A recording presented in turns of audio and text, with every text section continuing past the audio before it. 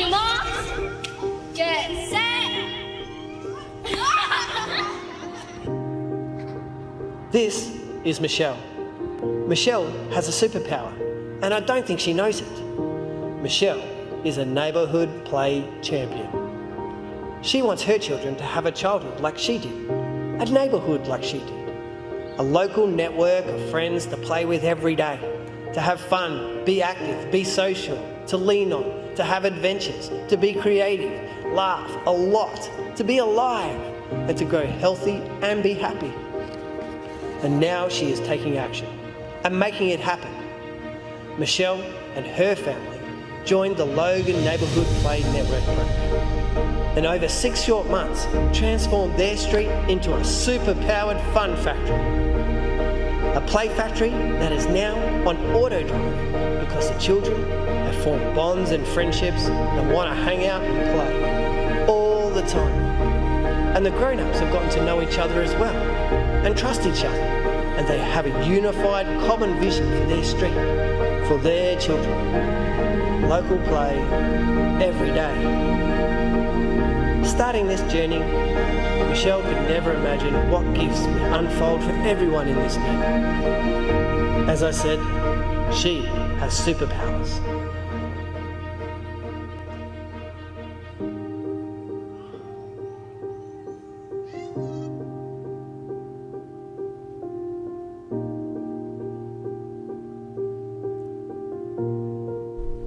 Just don't be stressed about it. Go out and enjoy your life. Bye. Bye. Thank you. Thank you. Fantastic. How inspiring, eh? I get, teary.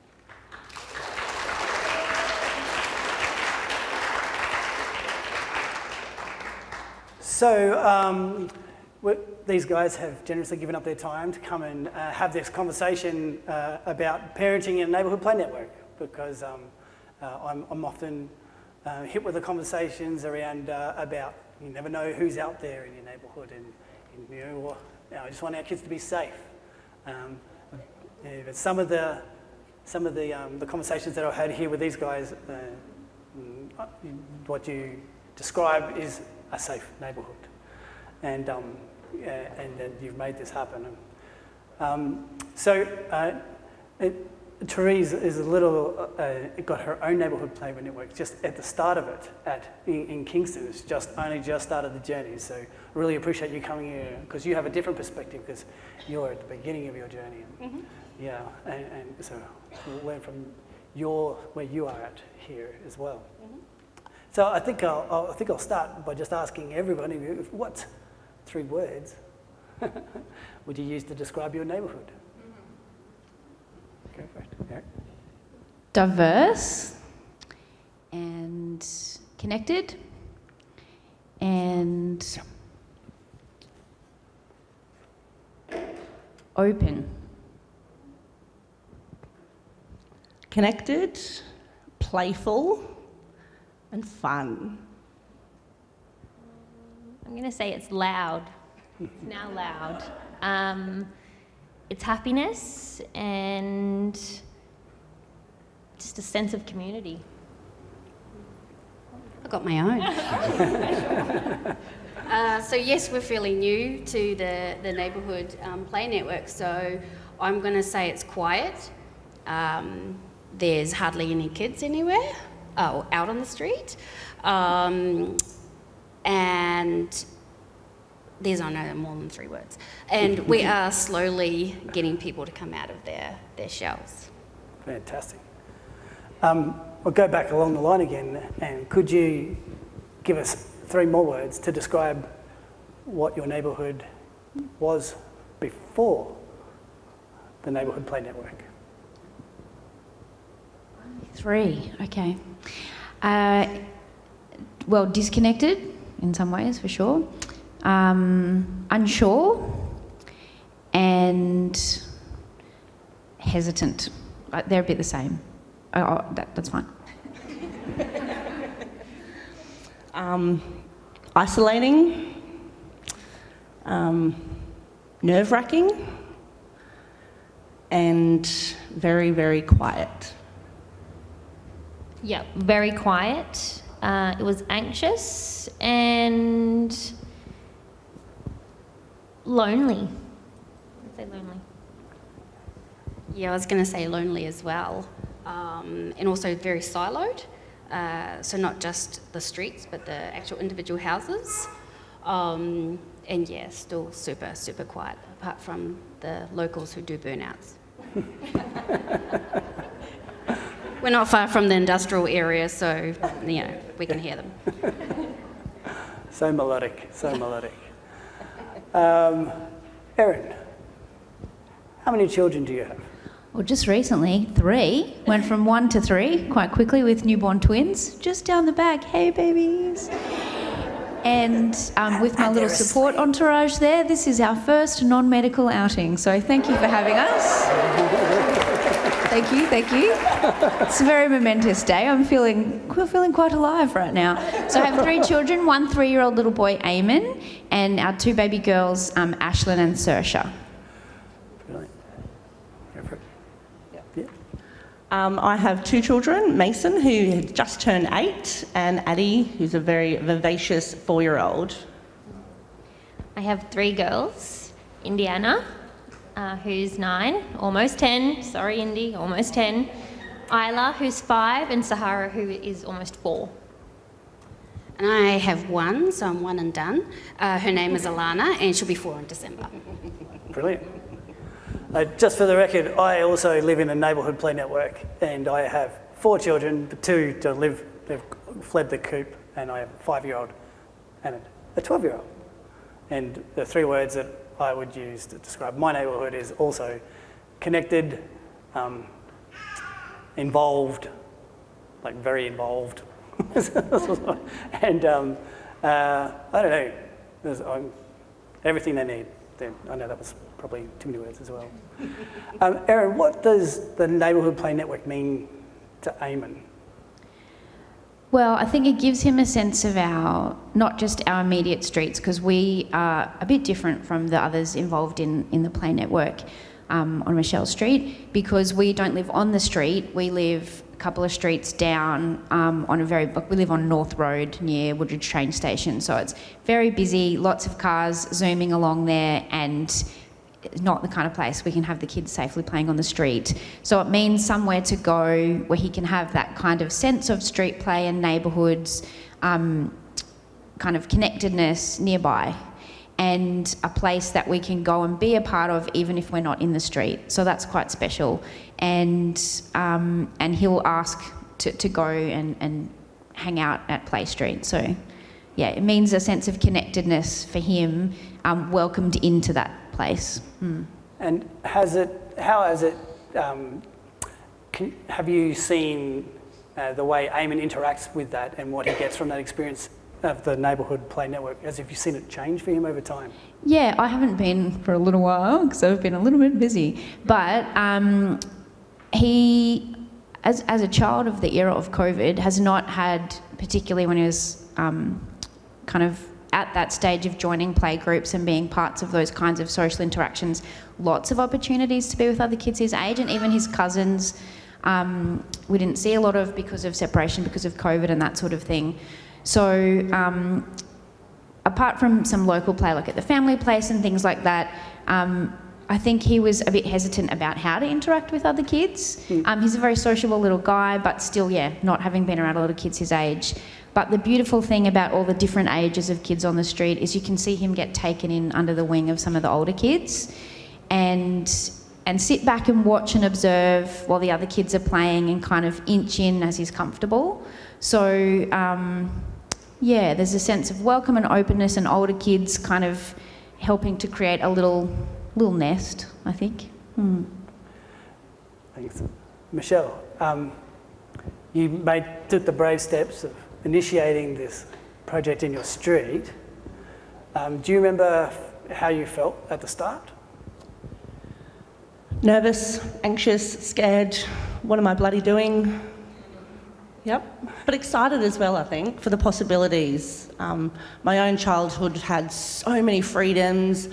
I could roam and go camping and fishing and swimming, you know, from a wee young age with no supervision.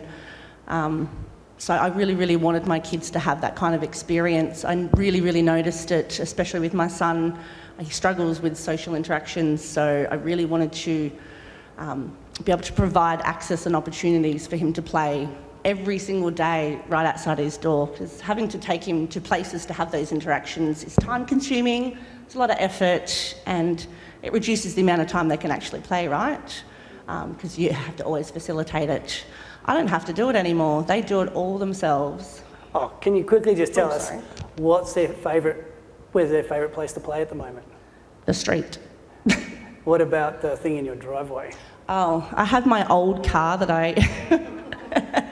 that just sits in the driveway, and just through a conversation about having a car that we have at our work, and the kids love it. It is now, they have the official deeds to the car. It is theirs. They own it, they wash it, they paint it. I don't even know what goes on it. I think there's a seesaw in the back of it at the moment. It's theirs. Emma, we've talked about this before, but I think you have a great perspective to share. When you told me this really great story about when you first got that flyer for the Neighbourhood Play Network in your letterbox. Yeah. What did that? Would you mind telling us that story again? I remember one of the children, they ran up and they went, look what was in the letterbox. And I went, oh my God, no, we are not going out. Well, you know, I'll make sure that we are not home on that Saturday morning so that I don't have to do that awkward, sorry, you can't come out. I was really scared. I was really nervous. We had not had any prior interaction with our neighbours. I knew nothing about them. And so for me, as an adult, it was awkward, it was uncomfortable, it was, no, I don't want to put myself in that whole situation. And I actually didn't. The kids went out and they played, and I peered out the window to make sure they were safe every 5 minutes. Yep, 1, 2, 3, still there. Yep, 1, 2, 3, still there. And I didn't, because I wasn't able to overcome that fear of having to interact with an adult who lives on my street and I see every day but haven't actually interacted with yet.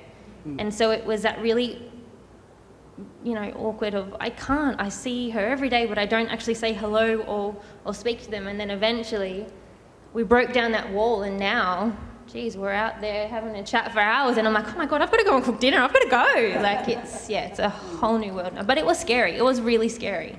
Yeah. Thanks. That's a really, I think, a common feeling. Yeah. Yeah. Can you relate to that, Teresa? Yes. So after talking with Jordan about the Neighbourhood Play Network, I thought, okay, I'll come and check out what Michelle's built. And as soon as we turned up there, my girl got out of the car and screamed, I'm here, friends, I'm coming, and ran to the kids. And she has never met these kids before. And at that point I went, I guess I'm going to have to do this. Because clearly it was her thing, her jam. So yeah, but watching, I suppose, observing all the kids playing, there was just so much I was taking out of that. I could see that all those kids were from different schools, and they were just processing the day, you know. I mean, they were all together initially, and then they kind of broke off into some little groups, and you could see them processing perhaps some hard things that day. And I thought, well, that's a really safe space, because they're not from your school, so there's not going to be, you know, the rumour mill or anything like that, and it's something that they can go through. And then towards the end, when they were playing Duck, Duck, Goose, which my daughter has no idea what to do, she was just running, and everyone didn't really, they didn't pick on her or call her out or anything, they just let her do her thing, and she was pretty damn chuffed, and I had to manhandle her back into the car, kicking and screaming to leave. So I thought maybe I could do this at our place where I don't have to manhandle her in the car to leave. And so I suppose, just that initial, when she got out of the car, just confirmed that that's what we needed to do for our area. Wow, it sounds like it triggered something completely innate in her. It's just, spewed out of her mouth. "Hi friends, I'm home." Yeah, it kind of took me back a little bit, to be honest, because I'm like, these are complete strangers, and she's not necessarily shy, but it was very confronting, as in, this is what we need to do. So yeah. Wow. So, how's the neighbourhood going now in Woodridge? Insanely well. To be completely honest, now it's at a point where there's not that we're not out there. We don't have to be out there. The minute those children are home from school, they're out on the street. Even, we arrive, they swing open the door, they don't even shut the door, Indy. They're just out on that street. "Hey, I'm home." And it's thriving. It's honestly like a beehive. And we were saying how it slowly, so when this all first started, we had a rule in our household, right? We are home all by 5 o'clock. We're inside. Then it slowly got to 5:15. Then it was 5:30, and now it's actually 6:30. And it's like, seriously, guys, come on. Like, you gotta come inside now. Like, we haven't had a shower, we haven't been fed. Like, how does this end, sort of thing? And they just love it. Like, So beyond the streetlights. beyond the streetlights, they're out with their flashlight. I actually had to buy flashlights because they need to be out there. Like, they just live for one another, and their interactions and their friendships and, all of those things that they're really forming with one another, it's incredible. Like, it's something that we wouldn't have actually been able to provide them any other way or anywhere else. Wow. They've done that on their own, on their street, and they're continuing to do that every day now. Wow. Yeah. That's amazing. What about your perspective, Michelle? It's just taken on a whole nother life form, right? The kids just jostle between the houses, one moment, "Hey, can we play in the backyard?" "Yeah, sure." Play in the car. "Oh, we're over at Indy's house." "Oh, where are you going now?" "Oh, we're having a fire pit out the back. You want to come do some marshmallows?" It's, the kids have already planned their Halloween party. There's a Christmas party. My daughter had a choice of where she wanted her birthday party, and she's like, "I want a street party." So, of course, all the kids in the street came to a little 4-year-old party. I even got an invite. I was stoked. Yeah, of course. Hayana's the biggest kid of all. He's always up the tree. But it's just, the kids, they have full ownership of it. They feel safe. They feel connected. Sometimes I look out in the street, I'm like, "Where's that kid come from?" I'm like, 3 doors up and 2 streets over. My cousins have come over this weekend. They're playing out in the street. I get waved at school pickup. "Hi, Michelle, we're coming to play today." I'm like, "Where are you from?" It's amazing. It's so beautiful to see. My kids are thriving each and every day. They're challenging themselves. They're mastering new things. It's phenomenal. Awesome. So the normal, at university, we studied group dynamics, and they go through these forming, norming, storming, adjourning. I think from what I remember as well, I was at uni, you bounce. A good functioning group bounces between storming and norming. So they go through moments of storming, and then if they can work through that, they go back to norming again. And there's another one in there, performing. So they get into the performing and storming they bounce between. That's right. How's the storming been? Sometimes it's a cyclone. Yes, that's certainly happening. But it's not always a bad thing. You can see there's a lot of problem solving happening. A lot of conflict resolution skills are forming. They're learning about themselves as well, in a sense of, I can see what they will accept and what they won't accept. And then also too, I've heard, a few times someone will say, "Hey, that wasn't really nice what you just said." And then they're, "Yeah, I agree, that wasn't nice." And then that child will say, "Oh, I'm sorry, I actually didn't mean to say it like that." And so they just completely sorted out their, they unpacked, but yes, it does storm. And when it storms, it seems to hail and cyclone, and there's little street wars happening. But they're kids, and and they're really good about it. Like they're really, really good. Totally. Yeah. What a practice ground for adulthood. Yes. Right. Yeah. Yeah. Anything to add, Michelle? No, you've summed that up. Yeah. Not being on the street and not having Eamon be able to go out in that way, where obviously we just dip in and out. But when, at times when Eamon has arrived, the kids are like, Eamon's back! He feels like a superstar, and I think he's a bit like, whoa.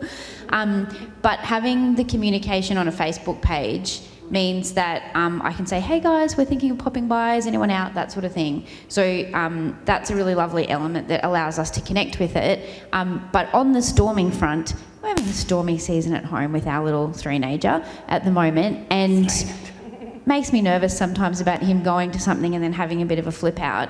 But I know that times we've been there where he has become really upset and needs to have a moment. One of the girls, Alice, she's looks back wisely and just sees him having his moment and goes, Eamon's having a dark moment. And just that's experience of a kid losing it and the other kids going, okay, cool, they're doing their thing. And it was a safe space for him to do that. Whereas I feel like you're in other play environments or play groups or play centres or wherever, even at the park where you don't know the other kids and a kid loses it and you feel really anxious as a parent about trying to settle that. And as you say, even though that might be a situation where we need to help him navigate that, because he's kind of removed himself, there's that sense of the other kids, if they know who he is, he's having his time and he'll be right. So that is again makes that a safe and open space for us to come into and out of. Yeah. Fantastic. So I'm wondering then, what do you think has been some of the unexpected things that have happened as a result of this project? Like, what have been some of the unexpected things that you go, didn't think that, either for yourself or for your children?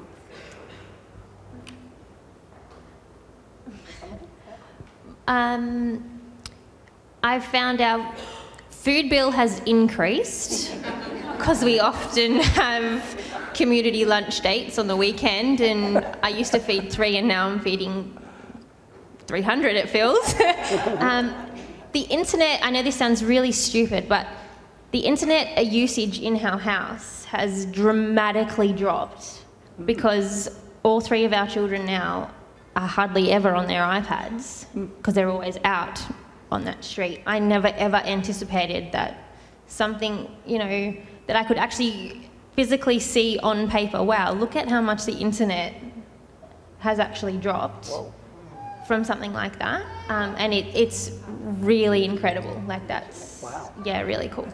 Wow. Yeah.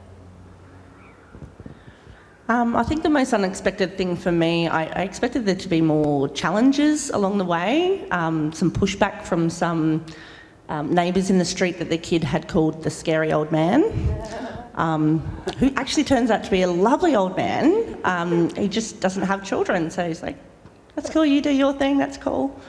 So I was expecting way more challenges there. A lot of people, and anyone that was in my street that didn't have children, they were still okay for us to close the street sometimes, to have a street party. They were all on board with that. You're like, yeah, no worries, like we don't have kids, but we say g'day to them. We've got little Dorothy up the road who's 90 and lives by herself. We pop over and see her occasionally and feed the birds with her. So I think that real sense of belonging, like right outside your door, I can go away on holiday and my neighbours will feed my chickens or empty the mailbox for me. It's so beautiful that I have a place where I belong and my children belong and feel safe. Brilliant. Well, we got probably time for one more question from everybody. And I'd just like to ask, for you as a parent, what's been the benefits for you that your kids have this neighbourhood play? And I'm going to challenge you a bit because I've asked this questions to lots of parents and they always say, I'm just glad my kids have blah, blah, blah. They're getting all this stuff out, which that's great. I'm wanting that for you. That's fantastic. Feel free to say what your kids are getting too, but because that's really important. But what are you getting? What's the benefit for you? Mums give everything to their children. It is a chance to think, what do you get from this? Well, attending Play Street Arvos when I was heavily pregnant, I benefited from a comfy chair and afternoon tea provided while my son roamed the street. And I would literally rock up and Michelle would go, sit down, Eamon would ride his trike up and down, and I would sit because I'm like, thank you, and knew that he was safe and that he could run on the road and I didn't have to say don't run on the road, and that he could pretty much do whatever he wanted within reason and with other eyes watching, which meant I could take a load off, very literally. And that was lovely, thank you. And that environment allowed that. And I guess what you mentioned earlier, just that kind of childhood that I had in a street where we would run up and down and play in the gutters and climb trees and do all the sorts of things that you would hope that your child could benefit from, that on our street we can't. So knowing that this is happening close by and we can be a part of it is very special, and it makes me quite envious actually, because I wish we did live on the street, and it makes me want to be on a street where he could have more of that. But yeah, feel very lucky that even though we don't, we're still very welcome. Beautiful. Well, there's a house for rent on my street coming up, just so you know. I'll get the details. Unfortunately, one of our neighbours is moving. Yeah. What that could mean. I think it's just that real sense of belonging. You know, I guess I crave that. I'm quite an extroverted person and I get my energy from other people. So being around that and having that at home is so beautiful. And I think just being accepted by my neighbours, you know, this is where I spend a lot of my time at home. I can pop over and see Emma, or I can flick her a message and be like, hey, the girls want to come and play, is that cool? So that shared sense of responsibility of raising our children, like we have created our own little village to raise our children now. So it's a really shared sense of responsibility, I guess. I think for me and my family, because we only recently moved here last year from Sydney, as an adult, it is hard to make friends. Like, it's really hard, and so it's allowed me to make new friendships, but it's also too, allowed me to realise that my children have other outlets, which makes me feel really happy. It's made me really happy overall, which is nice. Awesome.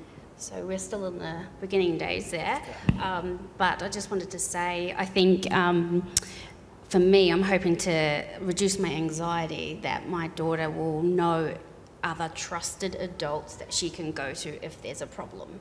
And it's not necessarily, you know, someone who lives 3 suburbs away that they see regularly. So having someone close by that if I don't know, heaven forbid, something happens to mum and dad and she needs help, she knows who the neighbours are. So we actually have a possum in our roller door, and she wanted to go to the neighbour's house to get the lady to come and help, but that wasn't going to happen. But that was like starting to see that pay off, that she's thinking about who could help us in this situation. Yeah. So, yeah. And the possum's still there, and it's okay, don't worry. Well, I feel like I could keep on asking more questions. I haven't even looked at this. There's a bunch of questions I could ask. Yeah, fantastic. I'm just consistently inspired by you guys, and thank you so much. Can you guys all, thank you.